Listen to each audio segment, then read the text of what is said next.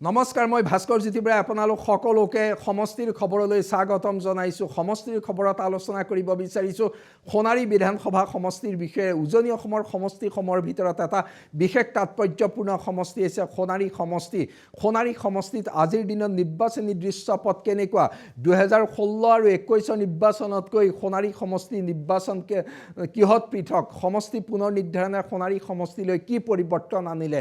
সোণাৰী সমষ্টি নিৰ্বাচনী সমীকৰণ কোন দিশেৰে আগবাঢ়িছে? সোণাৰী সমষ্টিৰ ভোটাৰৰ মাজত কোন কেইটা দিশে ক্ৰিয়া কৰিছে? সকলো বিষয়ে আমি বিশ্লেষণ কৰিম, কিন্তু তাৰ পূৰ্বে সোণাৰী সমষ্টিৰ কিছু তথ্য আমি চাই লওঁ।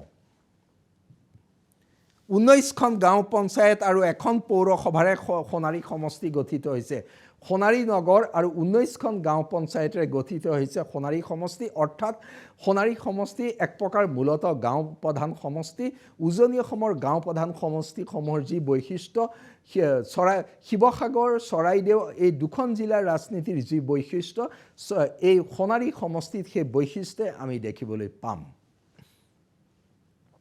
মুঠ ভোটাৰ 1,71,855 গৰাকী। পুৰুষ ভোটাৰ 84,602 গৰাকী। মহিলা ভোটাৰ 87,252 গৰাকী। আহোম ভোটাৰ 60,151 গৰাকী। আহোম ভোটাৰ বৃহৎ সংখ্যক আছে, 60,151 গৰাকী আহোম ভোটাৰ আছে। শিৱসাগৰৰ আৰু চৰাইদেউ জিলাৰ ৰাজনীতি বুলি ক'লে আহোম জনগোষ্ঠীয় ৰাজনীতি প্ৰধান হৈ পৰে। স্বাভাৱিকতে সোণাৰী সমষ্টিটো 60,000তকৈ অধিক আহোম ভোটাৰ আছে। এই আহোম ভোটাৰে সমষ্টিটোৰ নিৰ্ণায়ক ভূমিকা পালন কৰে। আহোম ভোটাৰৰ ওপৰত নিৰ্ভৰ কৰে সমষ্টিটোৰ ৰাজনৈতিক ভৱিষ্যত। এইবাৰো নিশ্চিতকৈ আহোম ভোটাৰৰ সমীকৰণে হৈ পৰিব সোণাৰী সমষ্টিত প্ৰথম আৰু প্ৰধান সমীকৰণ। চাহ জনগোষ্ঠীৰ ভোটাৰ আছে 57,087 গৰাকী। দ্বিতীয়তে চাহ জনগোষ্ঠীৰ বৃহৎ সংখ্যক ভোট আছে, 57,087 গৰাকী ভোট আছে। 57,087 গৰাকী চাহ জনগোষ্ঠীৰ ভোটাৰ অতি গুৰুত্বপূৰ্ণ। এই বৃহৎ সংখ্যক 57,087 গৰাকী চাহ জনগোষ্ঠীৰ ভোট কোন দিশে গতি কৰে? চাহ জনগোষ্ঠীৰ ভোটৰ বিভাজন হ'ব নেকি? 16 আৰু 21তকৈ অধিক বিভাজন হ'ব নেকি? 3 ভাগত বিভক্ত হ'ব নেকি? এই কেইবাটাও দিশ আছে। সংখ্যালঘু ভোটাৰ 6,226 গৰাকী। বাঙালী ভোটাৰ 14,440 গৰাকী। কলিতা ভোটাৰ 4,512 গৰাকী। অনুসূচিত জনজাতিৰ ভোটাৰ 5,713 গৰাকী। গোৰ্খা ভোটাৰ 5,560 গৰাকী। হিন্দী ভাষী ভোটাৰ 3,988 গৰাকী। খ্ৰীষ্টান চাহ জনগোষ্ঠী ভোটাৰ 14,355 গৰাকী। অনুসূচিত জাতি ভোটাৰ 5,287 গৰাকী। সমষ্টিটোৰ জনবিন্যাসে দেখুৱাইছে যে সমষ্টিটোৰ জনবিন্যাসগত দিশৰ পৰা অতি তাৎপৰ্যপূৰ্ণ সমষ্টি। আহোম ভোটাৰ প্ৰাধান্য আছে, চাহ জনগোষ্ঠীৰ ভোটাৰৰ গুৰুত্বপূৰ্ণ ভূমিকা আছে।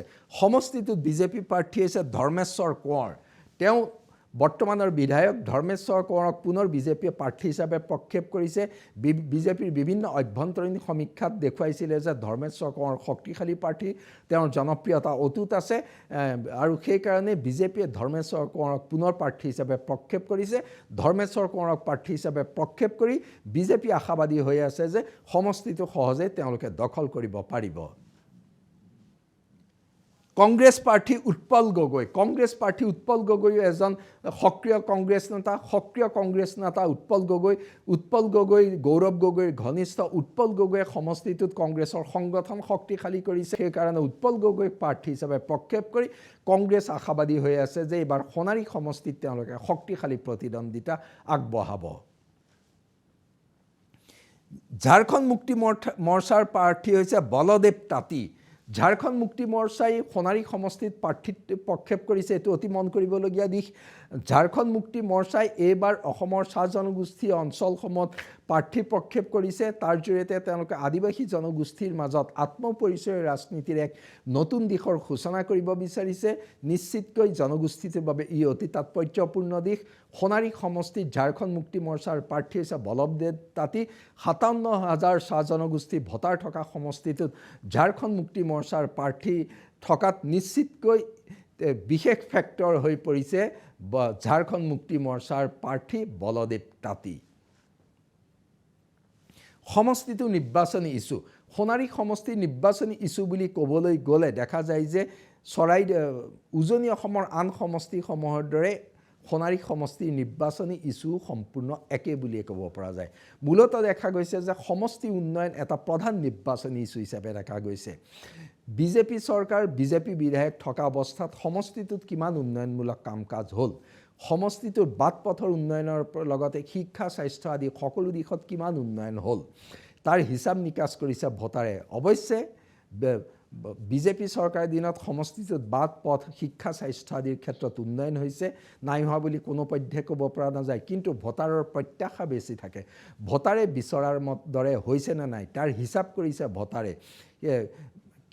কিন্তু বিজেপিয়ে কি কাম কৰিলে তাৰ খতিয়ান লৈ গৈছে।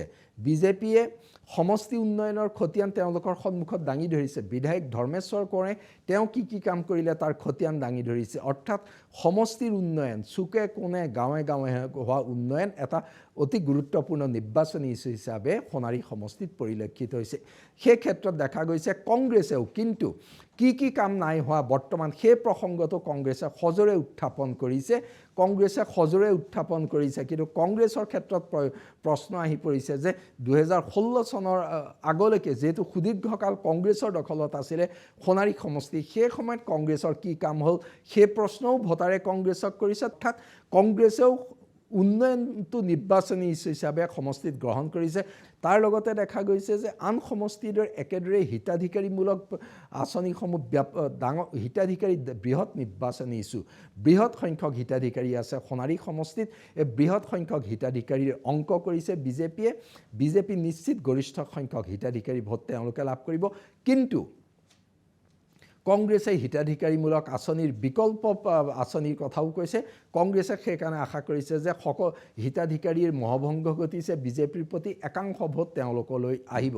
তাৰ লগতে চৰাইদেউ জিলাৰ উন্নয়ন, উজনি অসমৰ উন্নয়ন, সামগ্ৰিকভাৱে অসমৰ উন্নয়ন সোণাৰী সমষ্টিত অন্যতম গুৰুত্বপূৰ্ণ নিৰ্বাচনী ইছ্যু হিচাপে দেখা গৈছে।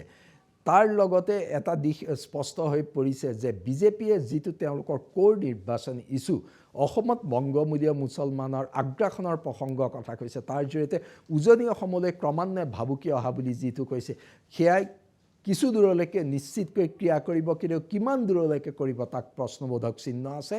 কাৰণ উজনি অসমৰ বহু সমষ্টিত বিজেপিৰ এই নিৰ্বাচনী ইছ্যুটোৱে বিশেষ কাম কৰা এতিয়ালৈকে দেখিবলৈ পোৱা নাই। যদিও বহু সমষ্টিত বিজেপিৰ সপক্ষে বঁটা বলিছে, কিন্তু ধৰ্মীয় সমীকৰণৰ দিশৰ পৰা বঁটাটো বলা দেখা নাই। সেইকাৰণে সোণাৰী সমষ্টিটো বংগমূলীয় মুছলমানৰ আগ্ৰাসনৰ প্ৰসংগটোৱে কিমান ক্ৰিয়া কৰে লক্ষণীয় হ'ব। কিন্তু তাৰ বিপৰীতে কংগ্ৰেছে এটা অভিযোগ আনিছে, কংগ্ৰেছ আৰু আনকেইটা বিৰোধী দলে যে বিজেপিৰ শাসনত অসমত বিপদাপন্ন হৈছে অসমৰ খিলঞ্জীয়া জনগোষ্ঠীসমূহৰ ভৱিষ্যত। আৰু বিজেপিয়ে অসমৰ খিলঞ্জীয়া জনগোষ্ঠীসমূহৰ ভৱিষ্যত অন্ধকাৰাচ্ছন্ন কৰি তুলিছে। এইটোৱে কিন্তু একাংশ ভোটাৰৰ মাজত নিশ্চিতকৈ ক্ৰিয়া কৰিব। বিশেষকৈ কংগ্ৰেছ, অসম জাতীয় পৰিষদ আৰু ৰাইজৰ দল যেতিয়া একেলগ হ'ল, ৰাইজৰ দল আৰু অসম জাতীয় পৰিষদৰ এই আহ্বান নিশ্চিতকৈ উজনি অসমৰ মানুহৰ বাবে তাৎপৰ্যপূৰ্ণ গুৰুত্ব সহকাৰে লৈ সি নিশ্চিতকৈ কংগ্ৰেছক এটা দিশত সহায় কৰিব। অৰ্থাৎ অসমৰ খিলঞ্জীয়া মানুহৰ ভৱিষ্যতৰ প্ৰসংগটো নিৰ্বাচনী ইছ্যু। তাৰ লগতে সামগ্ৰিকভাৱে ৰাজ্যৰ উন্নয়নৰ প্ৰসংগ গুৰুত্বপূৰ্ণ নিৰ্বাচনী ইছ্যু। মুখ্যমন্ত্ৰী ডক্টৰ হিমন্ত বিশ্ব শৰ্মাৰ ৰাজনৈতিক প্ৰভাৱ, তাৰ বিপৰীতে গৌৰৱ গগৈৰ ৰাজনৈতিক প্ৰভাৱেও প্ৰভাৱান্বিত কৰিব সোণাৰীৰ নিৰ্বাচনত। ইয়াৰ পাছত নিৰ্বাচনী সমীকৰণ আমি ব্যাখ্যা কৰি অহাৰ দৰে এইকেইটাৰ বিষয়ে ওপৰতে হ'ব। তাৰ লগতে জনগোষ্ঠীয় সমীকৰণৰ ক্ষেত্ৰত দেখা গৈছে যে জনগোষ্ঠীয় সমীকৰণ স্বাভাৱিকতে আহোম ভোটাৰ বিভাজন হোৱাৰ দিশে গতি কৰিব।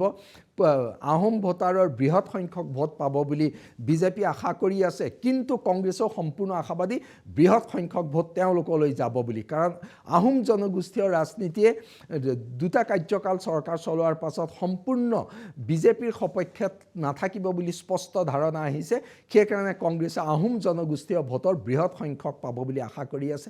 কিন্তু বিজেপিয়ে আশা কৰি আছে যিহেতু অসমৰ খিলঞ্জীয়া জনগোষ্ঠীৰ বাবে তেওঁলোকে কাম কৰি আহিছে, আহোম জনগোষ্ঠীৰ বাবে কাম কৰি আহিছে, সকলো দিশৰ পৰা তেওঁলোকে ভাবিছে যে আগতকৈ কিছু সংখ্যক কমিলেও গৰিষ্ঠ সংখ্যক আহোম ভোট তেওঁলোকে পাব। সেয়া বিজেপিৰ অংক। কিন্তু চাহ জনগোষ্ঠী ভোটৰ ক্ষেত্ৰত কি হ'ব? চাহ জনগোষ্ঠী ভোট 16 আৰু 21 দৰে বিজেপিয়ে পাবনে তাক সন্দেহ আহিছে। কাৰণ চাহ জনগোষ্ঠীৰ মাজত বিজেপি শক্তিশালী, সংগঠন শক্তিশালী, চাহ জনগোষ্ঠীৰ উন্নয়ন কৰিছে, বাগিচাই বাগিচাই কাম কৰিছে, সকলো দিশৰ পৰা কংগ্ৰেছতকৈ তেওঁলোকৰ অৱস্থা চাহ জনগোষ্ঠীৰ মাজত ভাল। কিন্তু ঝাৰখণ্ড মুক্তি মৰ্চাই বলদেৱ তাঁতীক প্ৰাৰ্থী হিচাপে প্ৰক্ষেপ কৰাৰ লগে লগে কিছু সমস্যাৰ উদ্ভৱ হৈছে। স্বাভাৱিকতে ঝাৰখণ্ড মুক্তি মৰ্চাৰ প্ৰাৰ্থীগৰাকীয়ে বাগানে বাগানে ঘূৰিছে আৰু সঁহাৰিও পাইছে। অৰ্থাৎ চাহ বাগিচাৰ একাংশ ভোট ঝাৰখণ্ড মুক্তি মৰ্চাৰ প্ৰাৰ্থী বলদেৱ তাঁতীলৈ যোৱাটো নিশ্চিত হৈ পৰিছে। এতিয়া কিমান সংখ্যক ভোট যাব? বিজেপি আত্মবিশ্বাসী হৈ আছে যে বেছি সংখ্যক ভোট নাযায়, ন্যূনতম সংখ্যক ভোট বলদেৱ তাঁতীৰ ফালে যাব।